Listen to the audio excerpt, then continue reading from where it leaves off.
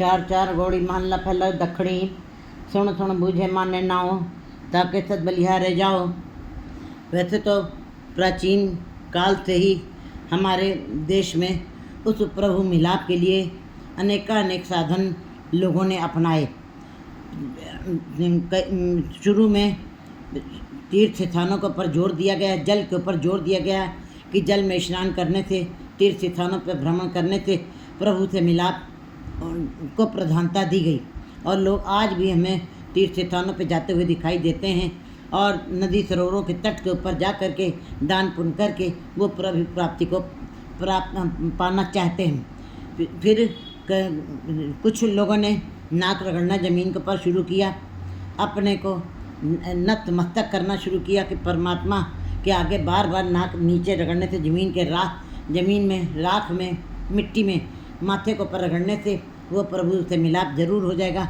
सजदा करने लगे, 5 टाइम की नमाज़ पढ़ने लगे। ये प्रभु से मिलाप का साधन उन्होंने मिट्टी को मान लिया, खाक को मान लिया। खाक में बार बार अपने मस्तक झुकाना और रगड़ना, नाक को रगड़ना, माथे को रगड़ना, इस प्रकार वो प्रभु को प्राप्त करना चाहते थे। इस प्रकार की भी प्रथा आज भी हमें दिखाई देती है। कई लोगों ने फिर अपने को तपाना शुरू कर दिया, अग्नि में अपने को तपा करके प्राप्त करने की कोशिश की। लेकिन जब गुरु नानक देव जी का ज़माना आया, उन्होंने परमात्मा को प्राप्त करने का मुख्यतः साधन गुरमत के अनुसार शब्द के साथ जब कोई जीव जुड़ता है तब उसका मिलाप परमात्मा से अवश्य होता है। गुरु के शब्द के साथ बिना जुड़े परमात्मा की प्राप्ति नहीं हो सकती है। फिर कहते हैं, गुरु जी बता रहे हैं कि सुन सुन बूझे माने ना, सुन करके ही मान लेना बहुत बड़ी बात है, बड़ी हिम्मत की बात है। जिसको देखा नहीं, जिसको वो अदृश्य, जिसको हमने देखा नहीं, जिसको पहचाना नहीं, केवल सुना है कि उसके बारे में, और उसको मान लेना बहुत बड़ी अवस्था, बहुत बड़ी बात है। तो गुरु जी बता रहे हैं कि जो मान लेते हैं, जो सुन करके उस परमात्मा के नाम को सुनते हैं, मनन करते हैं और समझते हैं, और समझते हुए नाम का ही कोई व्यापार का के व्यापार को ही अपने जीवन में प्रधानता देते हैं और उसी को प्रधानता देते प्रभु को प्राप्त करने की कोशिश करते हैं। कहते हैं जो जीव परमात्मा के नाम को मन से मान लेते हैं, क्योंकि पहले गुरुजी ने 4 पौड़ी सुनने की रखी है। फिर सुनने के पश्चात जब 4 पौड़ी सुनने की होगी, सुनना बड़ा कठिन है, बोलना बड़ा आसान है। बोलने में आंखें बाहर दिखती हैं, बोलने में ध्यान हमारा बाहर रहता है, परमात्मा से मिलाप नहीं हो सकता है। लेकिन जो सुन रहे हैं, जिन्होंने आंखें बंद करके अपने ध्यान को, अपनी सूरत को उसके अंदर, जो शब्द के अंदर जोड़ दिया है, सूरत और शब्द गुरु सूरत धुन चेला वाली अवस्था जिनके अंदर बन गई है, ऐसे जीव जिन के अंदर अनहद ध्वनि उनको सुनाई देने लगती है और उनको इस बात की समझ आ जाती है कि नाम का ही व्यापार संसार में आके करना चाहिए। अमूल गुण अमूल व्यापार, अमूल व्यापारी अमूल भंडार। फिर वो उस अमूल का ही व्यापार करते हैं। उसका व्यापार करना भी कठिन है, वो स्वयं परमात्मा अमूल्य है और उसके व्यापार करने वाले भी अमूल्य है। गुरु जी कहते हैं ऐसे जीवों के ऊपर ताकि सद बलिहार जमा, उनके ऊपर रोज़ रोज़ सदा ही बलिहार जाता हूँ, कुर्बान जाता हूँ। रविन्द्रनाथ टैगोर ने भी किसी ने पूछा था कि वो परमात्मा जिसको कहा जाता है धर्म ब्लाइंड होता है, उसके ऊपर विश्वास करना चाहिए। जिसको देखा नहीं, जिसकी बातों को केवल सुना गया है, जिसको हमने इन दोनों आँखों से कभी देखा नहीं, अदृश्य है, वो अमूर्त है, उसकी कोई मूर्ति नहीं है, उसके ऊपर विश्वास किया जा सकता है। रविन्द्रनाथ टैगोर बड़े विवेकी थे और बड़े ही बुद्धिमान थे, उन्होंने तुरंत उत्तर दिया कि हाँ, जो अमूर्त है, जो देखा नहीं जाता, धर्म ब्लाइंड जरूर है, उसके ऊपर विश्वास किया जा सकता है। परंतु दूसरी तरफ उन्होंने कहा धर्म ब्लाइंड है, अमूर्त है, अदृश्य है, उसके ऊपर विश्वास किया जा सकता है, लेकिन किसी अंधे के ऊपर विश्वास नहीं किया जा सकता है। अंधे की बातों के ऊपर विश्वास करके उसके पीछे नहीं चला जा सकता है। उसके पीछे अगर जो आप चलेंगे तो आप अपनी मंजिल को खो देंगे, क्योंकि जाका गुरु है आंधळा, चेला निपट निरंध, अंधे आंधड़ ठेला दोनों कुपड़ंत, दोनों को मंजिल नहीं मिल सकती। रविन्द्रनाथ टैगोर ने उत्तर दिया।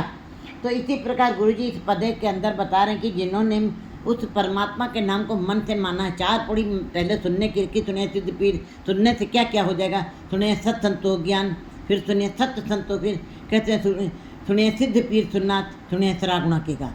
ये सुनने की 4 पौड़ी, सुनने के पश्चात ये वाली अवस्था जीव की बन जाती है। फिर सुन लिया है तो माना ही नहीं। पिता ने बच्चे को कहा है कि बेटा ये काम करके रखना। बेटे से पूछा है कि पिता ने क्या कहा, तो पूछा पिता ने किया काम, नहीं किया। इसका मतलब वो कहता है सुनी सी बात, कहता है सुनी है, मानी नहीं। तो जब मानी नहीं तो सुनना भी व्यर्थ चला गया। बिल्कुल गुरु जी उसी बात को कह रहे हैं कि केवल सुनने मात्र से काम नहीं बनना, सुनना है और मानना है। जब गुरु ने जो बात बताई है हमें शब्द के साथ जुड़ने की, अगर जब हमने मानी नहीं तो परमात्मा से मिलाप नहीं हो सकता, कभी भी नहीं हो सकता। गुरु जी कहते हैं ऐसे जीवों को पर बलिहार जाता है जिन्होंने नाम का व्यापार बनाया है और मन से उस ईश्वर को मान लिया है। कहते सुनिए सुनिए मनिए मन कीता भाव। एक सुनना है, सुनना गंगा है, मानना यमुना है जो दिखाई दे रही हैं, लेकिन अंतर में जाकर मनन करना, विचार करना, उसका व्यापार करना तीर्थ मलिन। वो अंदर जाके मनन बन जाए, अंदर व्यापार बन जाए, परमात्मा के नाम की सारी चर्चा हो। ये आंखें केवल उस ईश्वर के नाम को देखें, ये इंद्रियां जितनी भी हैं, ये कान है उसकी नाम की चर्चा को सुने, ये रत्ना हर दम दम दम सदा समझदा दम न बिरसा जाए, उसमें हर दम ईश्वर के नाम की चर्चा हो। इसी प्रकार ये आंखें ईश्वर को देखें तो इस अवस्था में जीव फिर आता है जो मन से मान लेता है। फिर जो मन से मान लेते हैं, मन ने सुरत होए मन बुद्ध, मन ने मार्ग ठाक न पाए, मन ने पावे मोक्ष द्वार। कहते फिर उनको मोक्ष द्वार मिलता है। तो गुरु जी यहाँ पे यही बता रहे हैं कि उनके मैं बलिहार जाता हूँ तो आप पुलाए ठौर न पाए, लेकिन जिसको परमात्मा ने स्वयं ही अपने नाम से दूर कर दिया, वंचित कर दिया है, उनको कोई स्थान नहीं मिलेगा, उनके लिए कोई भी जगह उनको कभी भी प्राप्त नहीं होगी, उनके लिए कोई जगह नहीं रह जाएगी, भटकते रहेंगे। तू समझावे मेल मिलाओ। जब वो परमात्मा स्वयं ही किसी जीव को अपने ढंग से समझाता, अपने हिसाब से समझाता, गुरमत के अनुसार समझाता, तभी उसका मेल हो सकता है, बाकी नहीं मेल हो सकता है। बाकी अगर जो उन जीवों को परमात्मा ने स्वयं ही भुलाया हुआ है और उनको कोई ठौर भी नहीं प्राप्त होगी, लेकिन अगर जो परमात्मा चाहे तो उन जीवों को समझा करके अपने साथ मिला लेता है। नाम मिले चले मैं नाल। परमात्मा का नाम ही एक ऐसी चीज़ है जो जीव के साथ जाने वाली है। बाकी सारा संसार नश्वर है, एक सुई एक तिल मात्र भी जो भी आप इकट्ठा कर रहे हैं, ये पदार्थ, ये धन, ये दौलत, कुछ भी तुम्हारे साथ नहीं जाने वाला है। चले मैं नाल बिन नामे बाधी सकाल। और बिना नाम के जीव जो हैं यमकाल के फंदे में ही फंसे रहेंगे। यमराज माने, यमकाल माने जन्म लेना, फिर मरना, फिर जन्म लेना, मरना, ये क्रिया सदा ही तुम्हारी बनी रहेगी। आवागमन के चक्र से कभी तुम छूट नहीं सकते हो, उन बंधनों में सदा बंधे रहोगे। रहो खेती बनज नामे की ओट। कहते हैं खेती परमात्मा के नाम की ओट है, जो उसका ओट लेते हैं और परमात्मा के नाम की खेती करते हैं। पाप पुण्य बीज की पोट। कहते हैं जय परमात्मा ने हमको इस संसार में कर्म करने के लिए दी है। जय कहते हैं अब कलुआयो रे के नाम वो अनरुत नहीं मत भूलो, मत परम भूलो। ये मनुष्य जन्म उस परमात्मा के नाम की खेती के लिए, व्यापार करने के लिए ही मिला है। और पाप पुण्य बीज की पोट। और जीव जो है संसार में शुभ अशुभ कर्म करता है, जो भी शुभ या अशुभ जो भी कर्म कर रहा है, वो सारे कर्म का लेखा लिखा जा रहा है, उसकी पोटली तैयार हो रही है।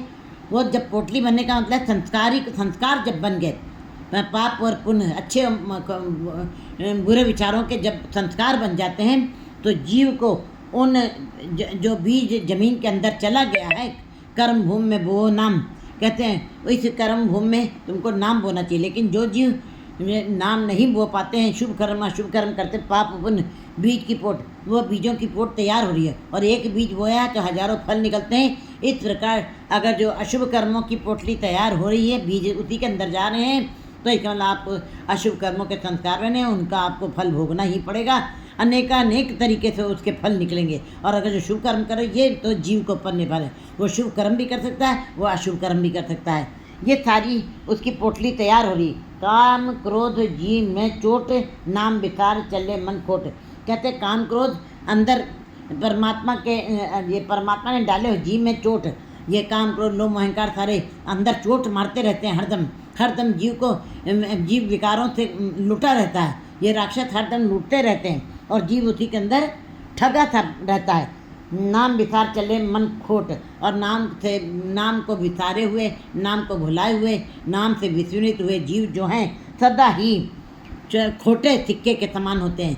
उनको कहीं भी पूछ नहीं होती, चाहे वो एक बार नहीं 1000 बार खरे सिक्कों में मिला दिए जाएं, वो सदा ही खोटे रहते हैं। उनको इस संसार में भी कोई नहीं पूछता है, और निरंकार के दरबार में भी उनको अलग फेंक दिया जाता है। खोटे माने अवगुणों से भरे हुए जीव, उनको कोई नहीं पूछता। निर्गुण हारे मानता पलो न कहिए कोई। कहते हैं ये संसार में गुणों की पूजा होती है। साचे गुरु की साची सीख, इसलिए हे जीवो वो परमात्मा सच है, गुरु शब्द गुरु सच है। सच्चे गुरु के पास बैठ करके गुरु के शब्द तक सुन करके और अपने जीवन के अंदर उसको ढाल के जीवन शैली में अपना करके साची सीख, उसकी सच्ची शिक्षा को अपने अंदर ग्राह्य करो, उनके उपदेशों के ऊपर चलते हुए अपने जीवन को सफल करो। तन मन शीतल साच परीख, तब तुम्हारा मन, तन और मन शीतल हो जाएगा। तन शीतल होना तो बाहर से तुमने स्नान कर लिया, फिर कहते हैं हम शीतल हो गए, नहीं, वो बाहरी स्नान है। या नाम जपने से कहते हैं मन तो ठीक है शांत होता है, तन कैसे शांत हो गया?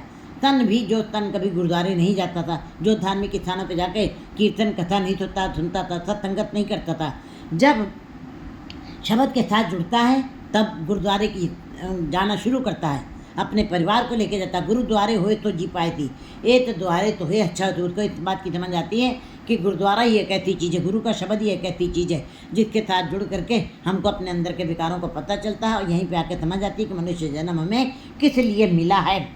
मन तन शीतल साच परीख, और मन और तन बिल्कुल साच शांत हो जाते हैं, जैसे जल में जल प्राण रस कमल परीख। जिस प्रकार जल के अंदर कमल खिलते हैं, कमल गट्टे खिलते हैं, वो अपने को मैला लगने नहीं देते हैं, एकदम स्वच्छ और निर्मल बन के खिलते हैं। इसी प्रकार जो जीव गुरु के शब्द के साथ जुड़ते हैं, उनके तन और मन दोनों ही शीतल हो जाता है। मन भी शीतल हो जाता है, मन के अंदर से विकार खत्म और मन शांत हो जाता है। मन के अंदर से भटकना खत्म, बेचैनी खत्म हो जाती है, और तनाव खत्म हो जाता है, और तन भी निर्मल हो जाता है। तन के अंदर जो बाहरी रोग हैं वो भी नाम जपने से खत्म हो जाते हैं, और मन में तो अनंत रोग हैं। तन और मन दोनों ही निर्मल हो जाते हैं, पवित्र हो जाते हैं, स्वच्छ हो जाते हैं, निर्मल हो जाते हैं। साच परीख, जल पुराइन जल रस कमल परीख। जिस प्रकार कमल पानी के अंदर खिलता है निर्मल तरीके से, इसी प्रकार शब्द रते मीठे रति, जो शब्द के साथ रत गए हैं, जुड़ गए हैं, जिन्होंने कि शब्द के साथ अपने को एक मिक कर दिया, अपनी सूरत को शब्द के साथ जोड़ दिया, शब्द सूरत धुन चेला, ऐसी अवस्था में, सहज अवस्था में जो आ गए, एकदम टिकाऊ की अवस्था में आ गए, वो मीठे रस ईख के समान, जैसे गन्ने की छड़ियाँ होती हैं, बिल्कुल रस से भरी होती हैं, इसी प्रकार उनका जीवन भी रस में होता है, मीठा होता है और निर्मल होता है। और जिसके पास बैठते हैं वो मीठे गुणों को ही प्रसारित कहते हैं। परमात्मा का नाम सत्य मीठा है। फरीद जी भी कहते हैं अम्मा अब्बा से भी ज़्यादा मीठा परमात्मा का नाम है। इसका मतलब जिसको इस नाम के स्वाद आ जाता है उसको और सारे मीठे रस फीके लगने लगते हैं। गन्ने के तरीके से जैसे गन्ने में रस रहता है, ऐसे ही शब्द के साथ जुड़े जीवों के अंदर रस ही रस होता है, मीठा रस भरा रहता है। सब मीठे रस का मतलब परमात्मा का नाम सदा ही मीठा होता है। राम का नाम सदा मिश्री, वो कभी भी कड़वा का थैला और कड़वा का थैला खट्टा नहीं होता, वो सदा ही मीठा होता है। हुक्म संजोग गढ़ 10 द्वार, कहते हैं उसके हुक्म को जो मानते हैं, गुरु के शब्द के साथ जुड़ते हैं, और वे इस 10 द्वार के अंदर रहते हुए, शरीर रूपी 10 द्वार के अंदर रहते हुए, काम क्रोध लोभ मोह अहंकार, उनके ऊपर पंचवते मिले ज्योत अपार। ये जो इस ज्योत के अंदर, शरीर के अंदर 5 विकार बसे हुए हैं, लेकिन इनके ऊपर हुक्म संजोगी गढ़ 10 द्वार, ये 10 द्वारों के किले के अंदर जो जीव गुरमुख जीव बस रहे हैं, इस शरीर के अंदर बस रहे हैं, उनके ऊपर ये 5 विकार कोई अपनी चोट नहीं डाल पाते हैं। आप तुले आपे वणजार, गुरुजी ऐसे जीवों को अपने व्यापार में लगा लेते हैं। अमूल गुण वो परमात्मा मूल्य, अमूल व प्यार, वो ऐसे जीवों को अपने व्यापार में लगा लेता है, और ऐसे व्यापारों को आप तुले आप वणजार, उनका वणजारा भी वही है, और व्यापार कराने वाला भी वही है, और तोलने वाला भी, उसकी कमाई उसकी घालना को तोलने वाला भी वही है। क्योंकि सच के साथ जुड़ करके जब सच्ची सच है, इधर भी परमात्मा सच है, तो उधर नाम जपने वाले भी सच है, तो दोनों पलड़े बराबर हो जाते हैं। आप तुले वो आप ही परमात्मा तोल लेता है, उनके अंदर आप ही स्वयं अपने नाम का व्यापार कराता है और आप ही व्यापारी बना हुआ बैठा हुआ है। नानक नाम सवारण हार, गुरु जी कहते हैं कि जो नाम के साथ उन संत जनों को अपने नाम के साथ जोड़ करके बिल्कुल वो निर्मल कर देता है, पवित्र कर देता है, उनका जीवन सफल कर देता है। 4-5 गौड़ी महल्ला पहला जाती जाए